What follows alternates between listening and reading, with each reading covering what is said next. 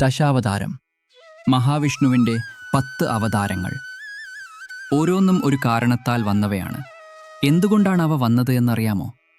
വരൂ, ഞാൻ നിങ്ങളോട് പറയാം. ആദ്യം വന്നത് മത്സ്യാവതാരം. ഒരു മഹാപ്രളയം എല്ലാ ജീവജാലങ്ങളെയും ഭീഷണിപ്പെടുത്തുമ്പോൾ ഭഗവാൻ കലഹത്തിലൂടെ നീന്തി പവിത്രമായ വേദങ്ങളെ രക്ഷിച്ചു. അടുത്തത് കൂർമാവതാരം. അമൃതം നേടാൻ ദേവന്മാർ സമുദ്രം മഥിക്കുമ്പോൾ ഭഗവാൻ തൻ്റെ ഉറച്ച പുറത്ത് മല ചുമന്ന് അവരെ സഹായിച്ചു. മൂന്നാമത് വരാഹാവതാരം.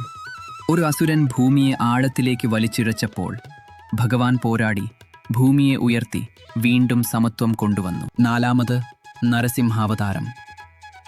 അജയനായിരുന്ന ഒരു അസുരനെ സംഹരിക്കാൻ ഭഗവാൻ വിഷ്ണു ഒരു തൂണിൽ നിന്ന് മനുഷ്യനും സിംഹവും ചേർന്ന രൂപത്തിൽ പ്രത്യക്ഷപ്പെട്ടു. ഒരു ദൈവ നിയമവും ലംഘിക്കാതെ അവനെ അവസാനിപ്പിച്ചു. അഞ്ചാമത് വാമനാവതാരം. ചെറുതായ ശരീരം, പക്ഷേ മഹത്തായ ലക്ഷ്യം.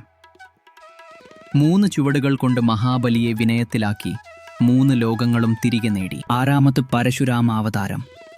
അധികാരം അഹങ്കാരമായി മാറിയപ്പോൾ ഭഗവാൻ പരശു എടുത്ത് അതിനെ നശിപ്പിച്ചു. ഏഴാമത് ശ്രീരാമാവതാരം. ആദർശ മനുഷ്യൻ. സ്വന്തം സന്തോഷത്തേക്കാൾ ധർമ്മത്തെ മുൻപിൽ വെച്ച രാജാവ്. എട്ടാമത് ശ്രീകൃഷ്ണാവതാരം. ദിവ്യനായ തന്ത്രജ്ഞൻ. കളിയുള്ള ആത്മാവ്. ഭയമില്ലാത്ത മാർഗദർശി. ഭഗവാൻ യുദ്ധങ്ങൾ മാത്രം നടത്തിയില്ല, വിധികൾ തന്നെ മാറ്റി. ഒമ്പതാമത് ബുദ്ധാവതാരം. ലോകത്തിന് കരുണ ആവശ്യമുണ്ടായപ്പോൾ ഭഗവാൻ ആയുധങ്ങളോടെയല്ല, ശാന്തതയോടും ജ്ഞാനത്തോടും കൂടിയാണ് വന്നത്. പത്താമത് കൽക്കി അവതാരം. ഇനിയും വരാനുള്ള അവതാരം.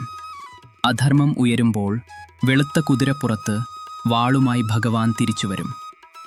ഓരോ അവതാരവും ഒരു ലക്ഷ്യത്തിനായി, ഒരു ദിവ്യ സന്ദേശവുമായി. കൂടുതൽ ഇത്തരത്തിലുള്ള ശക്തമായ ആത്മീയ കഥകൾക്കായി ശ്രീകുട്ടൻ ഹിന്ദു ഭക്തി സ്റ്റോറീസ് പിന്തുടരൂ.